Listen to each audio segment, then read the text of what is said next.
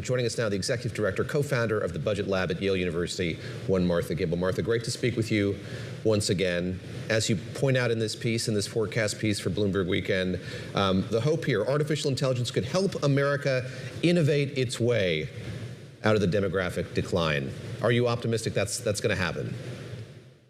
Not really. Okay. Thanks for coming on. That'll end our segment. It's always great to see you all. I think you're sometimes seeing this, tendency from people to say, particularly in tech, like, oh, well, the population is aging. That's an economic problem. But AI is coming. It's going to ride to the rescue.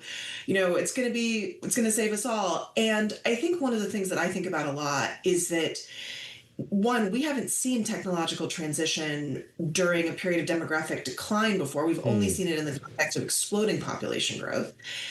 And also, these transitions don't overlap with each other particularly well. And so really what you're doing is throwing one transition on top of another transition and just likely compounding and making more difficult the effects of each of them. That's what I was going to ask. It seems like it could almost be a 1-2 punch if you've got AI coming in and taking jobs and aging, transitioning out of the labor market, what that does for disruptions in companies and how they cope with that. Exactly. And, the jobs that AI is likely going to be helpful with, whether it's increasing productivity or replacing workers, doesn't line up particularly well with the jobs where we have a lot of older workers, or frankly, the jobs where we have a lot of immigrants, right? So, if you think about, for instance, flight attendants, they tend to be older, but that's also not a job where AI is likely going to make a huge difference. And so it's not like you can just slot the technology in. Martha, the last time we had you on, we were talking about Victorian fiction. We know you as a student of, a lover of history, and something we hear an awful lot in the context of the AI revolution, this AI era, is look at the Industrial Revolution. What a great analog to this. And I'm curious how good an analog you see that as, and what that tells us perhaps of how this might unfold when it comes to U.S. demographics. I think it's really useful to look at the Industrial Revolution, but I think it's also important to highlight the places where it's different, and demographics really is one of those. So, for instance, from 1750 to 1814, the population of England doubled, and then you threw technological change on top of that. We are not facing a doubling of the population, right? That is a difficult demographic change in its own way. It likely made the Industrial Revolution more difficult for people to live through, but it means that we can't look at it for an exact parallel. Where can AI be useful? Because we talk about all the places where it's not useful. Do you see anywhere it could fill some of these gaps, solve some of these problems, or is it just not at a place yet where when you look at demographic changes and people leaving the workforce, you find it particularly helpful? Or do we not know? I guess that's the other part. Fair. Yeah. I mean, I think in so much in AI, people are looking for certainty. And per your point, we just don't know. I think also if you think about the consumer side of this, which I think is not talked about enough in the AI conversation, right? What do consumers want? Where is consumer demand going to increase? You're going to have more and more demand for healthcare and for, jobs that look after people as the population ages.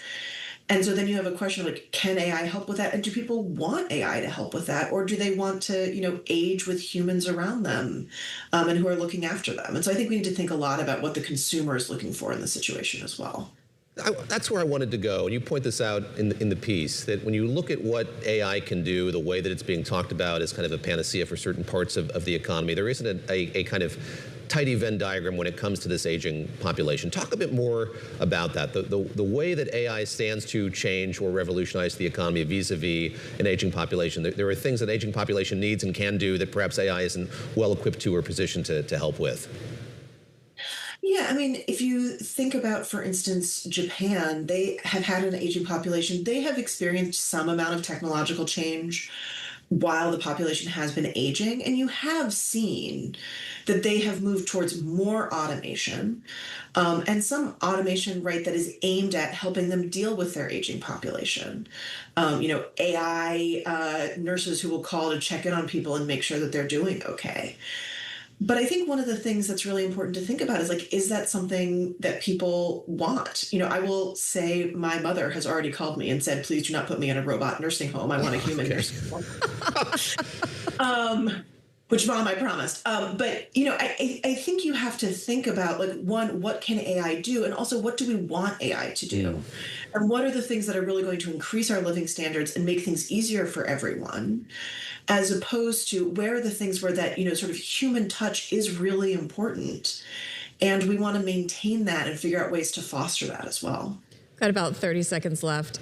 Is there a place where you see that being useful for an aging population? I think about, we were talking earlier this week about new AI robots that can do laundry, that can do some of the caring things that can be expensive, and maybe we could bring down the cost on that and just focus at other places, focus it where it will actually work in the workplace.